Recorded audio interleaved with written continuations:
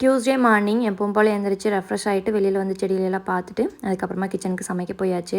இன்றைக்கி சமையல் பார்த்திங்கன்னா ரொம்பவே சிம்பிள் தான். சாப்பாட்டை வச்சு விட்டுட்டு ஒரு சவுச்சவ் இருந்துச்சு, அதை வச்சு கூட்டு செஞ்சிடலான்னு பார்த்தா ஒரு சவுச்சவ் போட்டு கூட்டு செஞ்சாலும் அது மிச்சமாயிரும். அது கூட ஏதாவது பொரியலும் செய்யணும். அதனால் பாதி சவுச்சவை கூட்டு செஞ்சுட்டு பாதியை பொரியல் செஞ்சிடலான்னு சொல்லிட்டு ரெடி பண்ணிகிட்டு இருந்தேன். இந்த சவுச்சவ் பொரியல் வந்து கொஞ்சம் காரசாரமாக இருக்கும், இந்த சவுச்சவ் கூட்டு கொஞ்சம் காரம் இல்லாமல் இருக்கும். அதனால் ரெண்டுக்கும் மேட்ச் ஆயிரும். பொரியல் ரொம்ப சிம்பிள் தான். எண்ணெய் ஊற்றி கடுகு கருவேப்பிலை போட்டு காயையும் போட்டு வதக்கிட்டு உப்பு மிளகாத்தூள் மட்டும் போட்டு பிரட்டி எடுத்தோன்னா சூப்பராக இருக்கும். ட்ரை பண்ணி பாருங்கள்.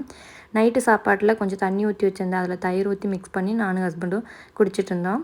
ஹஸ்பண்டுக்கு இந்த மாதிரி பழைய சாப்பாட்டில் தண்ணி ஊற்றி குடிக்கிறது தான் ரொம்ப பிடிக்கும். ஆனால் சளி பிடிச்சிருமேன்னு ஒரு பயத்தில் குடிக்கவே மாட்டோம். இன்றைக்கி சாப்பாடு இருந்ததுனால குடிச்சிருந்தோம். ஹஸ்பண்டுக்கும் பிரேக்ஃபாஸ்ட் எடுத்து வச்சுட்டு நாங்களும் சாப்பிட்டாச்சு. லஞ்சுக்கு நைட்டே கருப்பு கவுனி அரிசி ஊற வச்சுருந்தேன், அதில் தேங்காய் பால் ஊற்றி சூப்பராக கஞ்சி ரெடி பண்ணியாச்சு. என்னோடய வீடியோஸ் பிடிச்சிருந்துச்சுன்னா லைக் அண்ட் சப்ஸ்கிரைப் பண்ணுங்கள். பாய்.